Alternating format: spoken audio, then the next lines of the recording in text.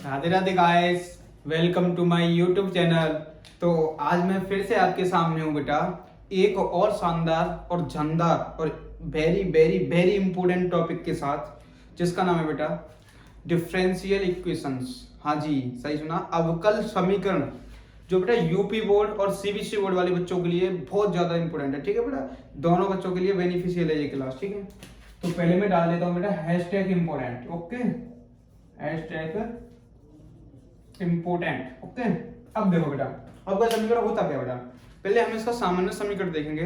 ठीक है, देखो बेटा, एक ऐसा समीकरण या एक ऐसी इक्वेशन जिसमें एक डिफरेंशियल हो, ठीक है, किसी टर्म का डिफरेंशिएशन भी हो और उसमें वेरिएबल टर्म भी हो, उसी को बोल देंगे बेटा डिफरेंशियल इक्वेशन। फॉर एग्जांपल देखो, जैसे dy upon dx plus x बराबर 2। ठीक है बेटा, तो इसमें वेरिएबल टर्म भी है और इसमें क्या डिफरेंशियल भी है, तो ये क्या होगी बेटा हमारे पास, ये होगी डिफरेंशियल इक्वेशन। ठीक है बेटा, डिफरेंशियल इक्वेशन। ठीक है बेटा, अब देखो, अब हम समझेंगे बेटा डिफरेंशियल इक्वेशन की सबसे इंपॉर्टेंट टॉपिक आएगा, 100% आएगा बेटा एक नंबर में, एक नंबर मैक्सिमम 5 नंबर, एक क्वेश्चन की। ठीक है, तो सबसे पहले समझेंगे बेटा power and degree. Power and degree, ठीक है बेटा, क्या होते हैं, अब का समीकरण की कोटि व घात, कोटि व घात।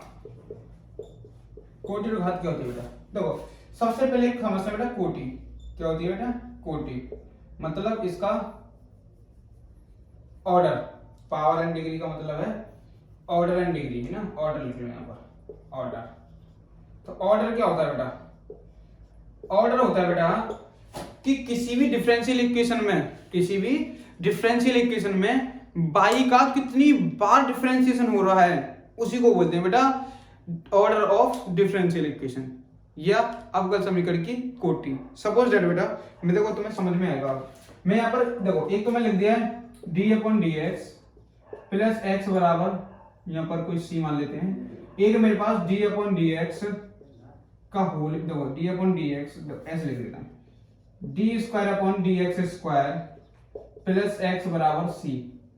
एक मैं लिख दिया बेटा D x Q D Q x upon D x Q plus x बराबर सी। तो देखो बेटा, इसमें देखो यहां पर एक बार डिफरेंशिएशन हो रहा है। ठीक है, यहां पर कितनी बार हो रहा है, 2 बार डिफरेंशिएशन हो रहा है बाई का, और यहां पर बाई का 3 बार डिफरेंशिएशन हो रहा है। तो बेटा देखो, अगर मैं पूछूं इसमें बताओ, इसमें ऑर्डर बताओ, इसमें ऑर्डर, इसका ऑर्डर कितना होगा, तो इसका ऑर्डर हो जाएगा, सिंपल सी कहते हैं बेटा एक ऑर्डर है, क्योंकि एक बार डिफरेंशिएशन हो रहा है। ठीक है, इसमें देखो, इसमें ऑर्डर बताओ, इसमें ऑर्डर क्या है, तो इसमें हम बोल देंगे इसमें 2 ऑर्डर है। ठीक है बेटा, क्योंकि 2 बार डिफरेंशिएशन हो रहा है। हम इसमें बोल देंगे तो ऑर्डर बताओ इसमें, तो ऑर्डर बोल देंगे भाई इसमें 3 बार डिफरेंशिएशन हो रहा है। ठीक है बेटा, अगर कोई ऐसी इक्वेशन आ जाए जिसमें कि एक बार भी हो रहा है, 2 बार भी हो रहा है और सबसे ज्यादा बार भी हो रहा है, तो देखो ऐसे करेंगे, जैसे x dy upon dx plus 2 d square y upon dx square plus sin x बराबर 0। ठीक है बेटा, ये मेरे पास एक डिफरेंशियल इक्वेशन है। अब इसका मुझे ऑर्डर बताना है, क्या बताना है बेटा, ऑर्डर मतलब कोटि बतानी है, इसकी कोटि। तो कोटि हम देखेंगे बेटा क्या होगा, सबसे ज्यादा बार अवकलन कहां हो रहा है, देखो 2 बार हो रहा है, ये 1 बार हो रहा है, तो इसकी कोटि की मिलेगी सबसे ज्यादा बार देखेंगे 2। ठीक है बेटा, ये इसका ऑर्डर निकालते हैं, आई होप आपको समझ में आएगी बेटा। ठीक है, कोटि ऐसे निकालते हैं, ऑर्डर ऐसे निकालते हैं। ठीक है, अब देखो कोटि निकालना सीख लिए, अब हम सीखेंगे बेटा घात क्या होती है। ठीक है, घात, तो घात होती है बेटा maximum power of order, maximum power of any differential equation is called degree of differential equation. जैसे कैसे बेटा, तो मेरे पास यहां पर लिख लेता हूं पहले घात या डिग्री।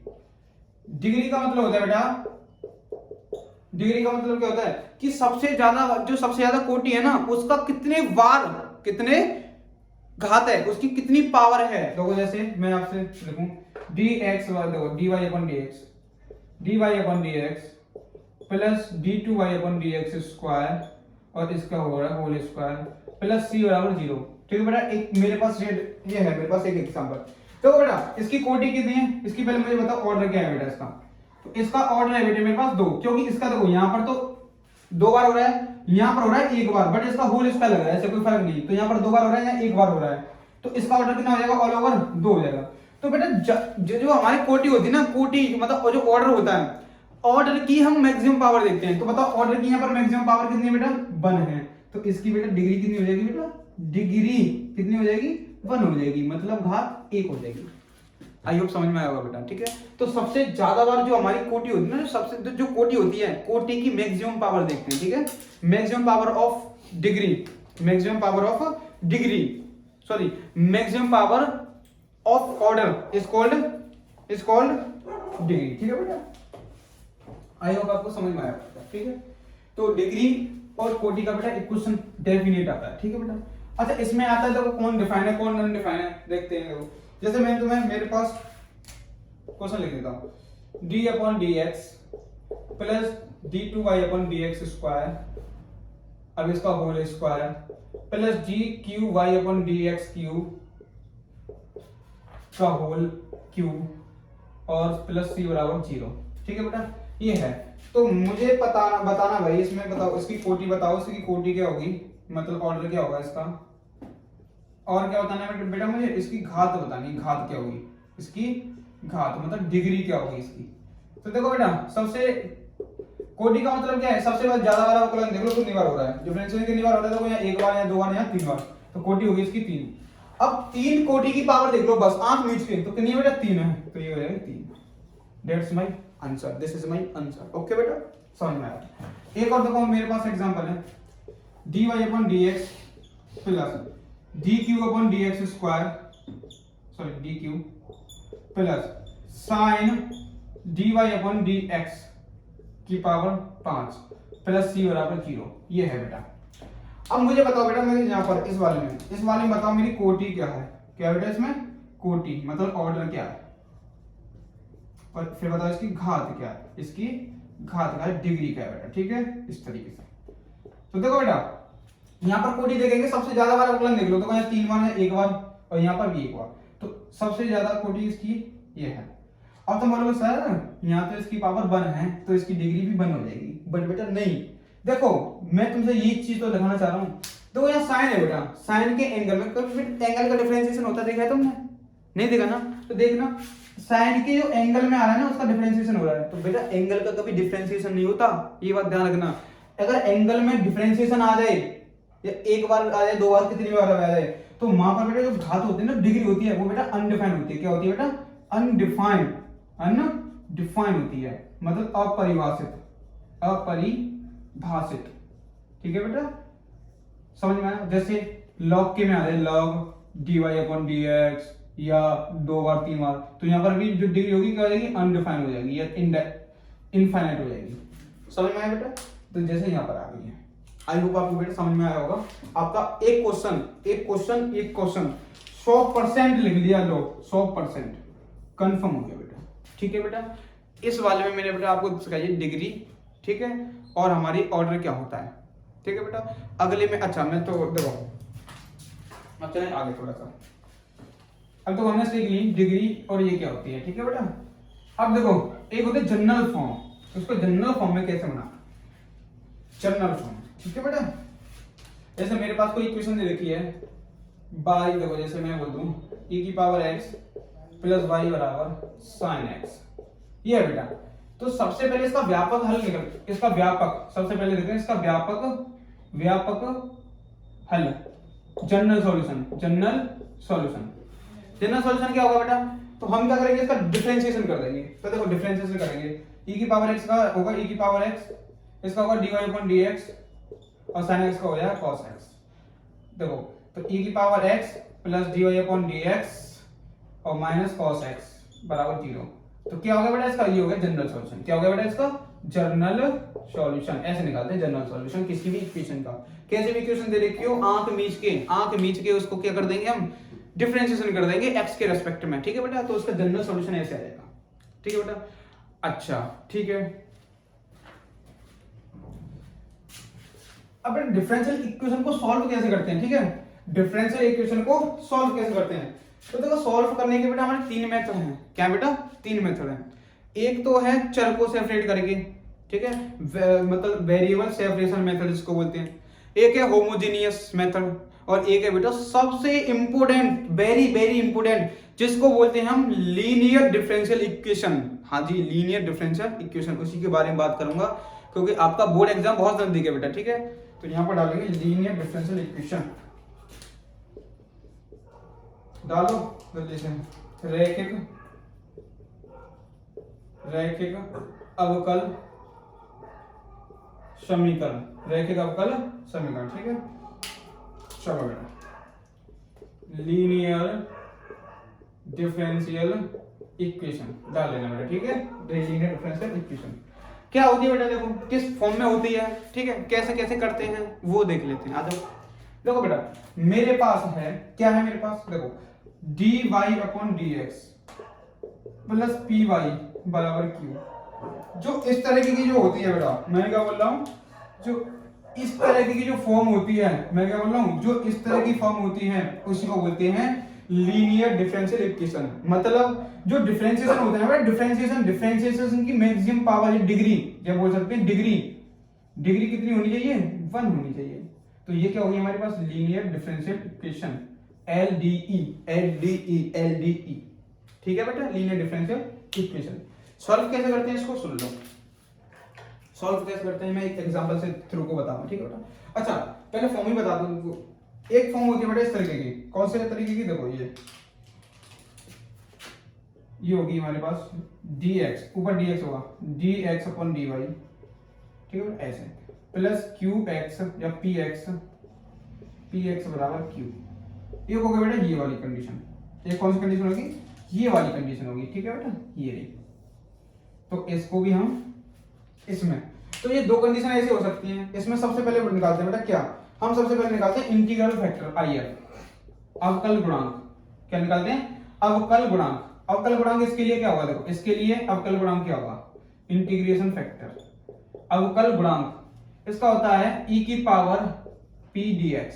क्या होता है बेटा इंटीग्रल फैक्टर इसके लिए, e की पावर p dx। लिखो जल्दी बेटा, बहुत इंपॉर्टेंट है ये चीजें, ठीक है।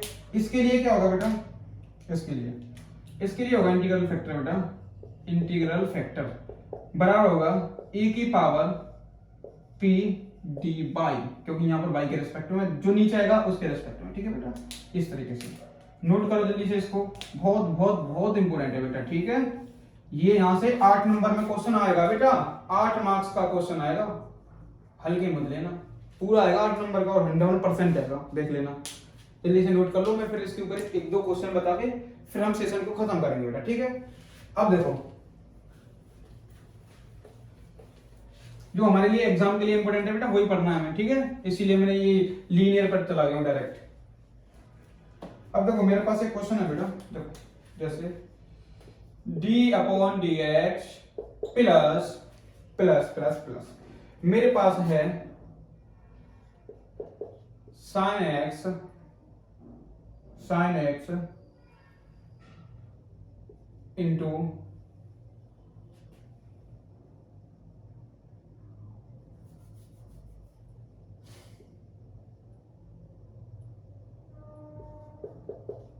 sin x इंटू वाई बराबर cos x।